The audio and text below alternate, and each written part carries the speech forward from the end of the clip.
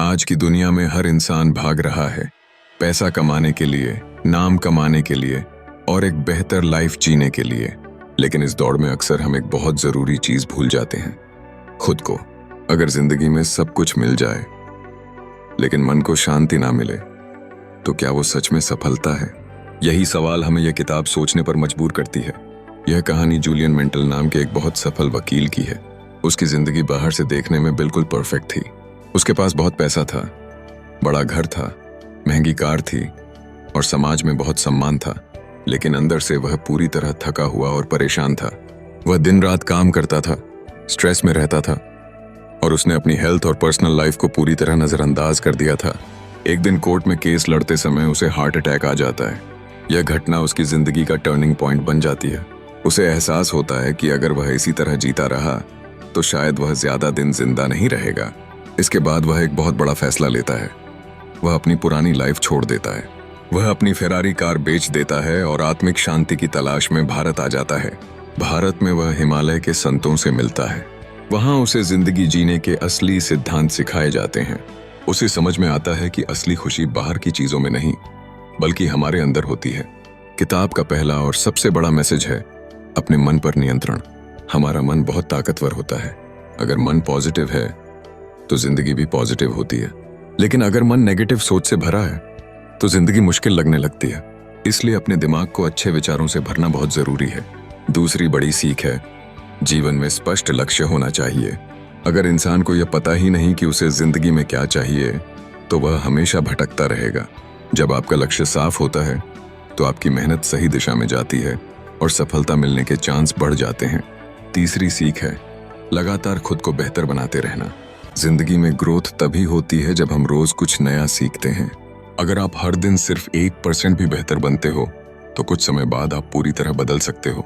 चौथी सीख है अनुशासन। सफलता सिर्फ टैलेंट से नहीं मिलती बल्कि अनुशासन से मिलती है। छोटी छोटी अच्छी आदतें जैसे जल्दी उठना, हेल्दी खाना, रोज पढ़ना, यही आदतें आगे जाकर बड़ी सफलता बनती हैं। पांचवी सीख है समय की कीमत समझना। पैसा खोकर वापस पाया जा सकता है लेकिन समय कभी वापस नहीं आता।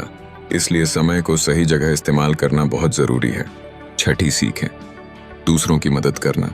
जब आप सिर्फ अपने लिए जीते हो तो खुशी सीमित होती है, लेकिन जब आप दूसरों की मदद करते हो तो आपको असली खुशी मिलती है। जिंदगी का असली मतलब सिर्फ खुद के लिए जीना नहीं बल्कि दूसरों के लिए भी कुछ करना है। सातवीं सीख है हर पल को पूरी तरह जीना। बहुत लोग या तो पास्ट में जीते हैं या फ्यूचर की चिंता करते हैं, लेकिन असली जिंदगी प्रेजेंट में होती है। अगर आप आज को पूरी तरह जीना सीख जाते हो तो आपकी जिंदगी खुशहाल बन जाती है। इस किताब में एक बहुत सुंदर उदाहरण दिया गया है। मन एक बगीचे की तरह होता है। अगर आप उसमें अच्छे विचारों के बीज बोओगे तो अच्छे परिणाम मिलेंगे, लेकिन अगर आप उसमें नेगेटिव सोच छोड़ दोगे तो जिंदगी मुश्किल हो जाएगी। किताब हमें यह भी सिखाती है कि हेल्थ सबसे जरूरी है।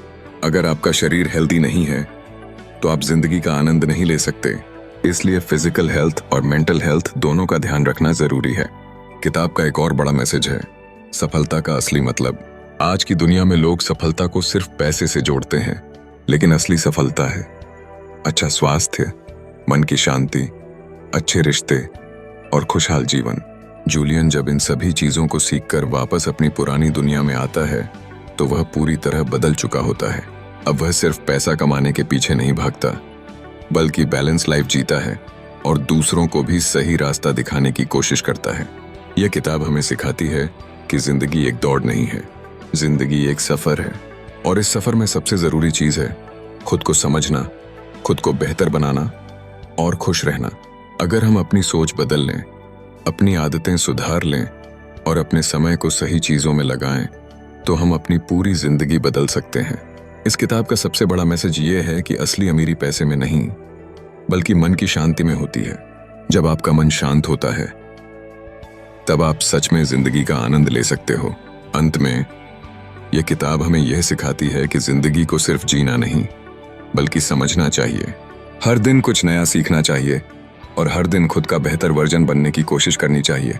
अगर आप जिंदगी में सच्ची खुशी, शांति और सफलता चाहते हो तो इस किताब की सीख को अपनी जिंदगी में लागू करना शुरू करो। छोटे छोटे बदलाव ही बड़े बदलाव बनते हैं।